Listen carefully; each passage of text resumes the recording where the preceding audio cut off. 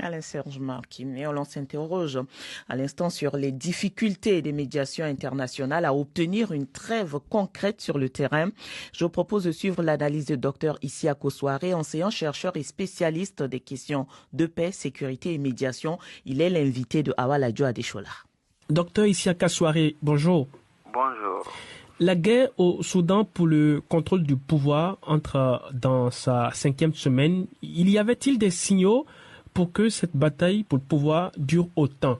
Pour qu'il y ait d'abord des batailles, il y avait des signaux de tension entre les deux hommes qui dirigent ce conflit, mais qu'ils vont aller à l'affrontement direct. Il y avait peu de signaux pour cela, moins encore pour que cela dure. Dans ce cas précis, qu'est-ce qui a fait déclencher ce à quoi on assiste aujourd'hui? Je pense qu'il y avait des méfiances entre les deux hommes, c'est-à-dire le général Abdel Fattah Burhan et le général Mohamed Dagalo Hemeti, sachant surtout que les deux hommes dirigeaient le Conseil de souveraineté, qui est, si vous voulez, le conseil militaire qui dirige le Soudan depuis l'éviction de Omar el-Bashir en avril 2019. Donc il y avait des méfiances entre les deux, chacun dirigeant une faction de l'armée qui étaient toutes les deux considérées comme légitimes jusqu'au déclenchement de ce conflit, bien que Burhan est à la tête des forces conventionnelles. Donc il y avait ces soupçons, et je pense aussi que c'est une question de positionnement pour le pouvoir et parfois aussi pour leur propre positionnement dans le pays. Alors, il y a eu plusieurs appels à un cessez-le-feu, mais les hostilités se poursuivent. Comment vous comprenez cela? Je pense qu'il y a deux principaux facteurs explicatifs. Le premier, qui est commun à tous les conflits, c'est que lorsqu'éclate une guerre, un conflit, mais les parties sont dans la logique de vouloir remporter une victoire décisive sur leur adversaire afin d'imposer les termes de la paix future. Bon, après maintenant plus de 4 semaines de ces affrontements, je pense que cette logique est de moins en moins de mise, parce que les deux hommes et leurs troupes doivent s'être rendus compte maintenant qu'avoir une victoire décisive par les armes est de moins en moins réaliste.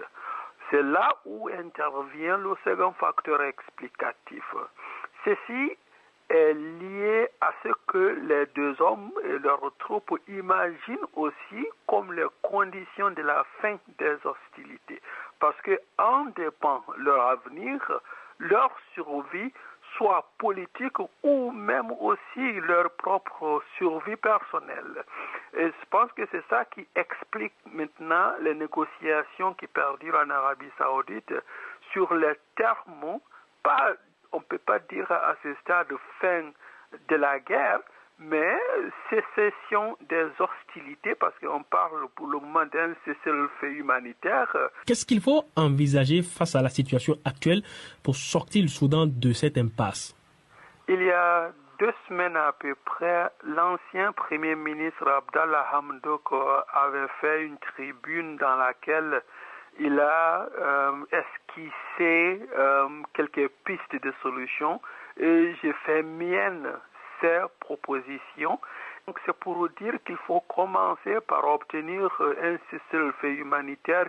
La deuxième serait maintenant d'essayer de voir comment est-ce qu'on peut prolonger ce cessez-le-feu humanitaire pour avoir une période qui permettrait d'engager la troisième étape, qui est l'action politique. Parce que donc, la troisième étape doit être de remettre sur la table le processus politique, pas peut-être là où il s'est arrêté avant le déclenchement, il va falloir aller un peu en arrière, mais recommencer ce processus politique. Et quatrième, dans le temps, pas immédiatement, mais avoir des principes qui sont convenus, qu'à terme, mais il va falloir aboutir à une seule armée au Soudan, mais pas 2 armées. Merci beaucoup à vous, docteur Isiaka Souaré. Je vous en prie. Docteur Soiré, enseignant, chercheur et spécialiste des questions de paix, sécurité et médiation. Il était interrogé par Awaladio Adeshola. Et puis pour finir, retenez que le Fonds monétaire international a approuvé une facilité de crédit élargie de 3 milliards de dollars pour le Ghana qui traverse actuellement une crise économique et qui fait face à une inflation galopante.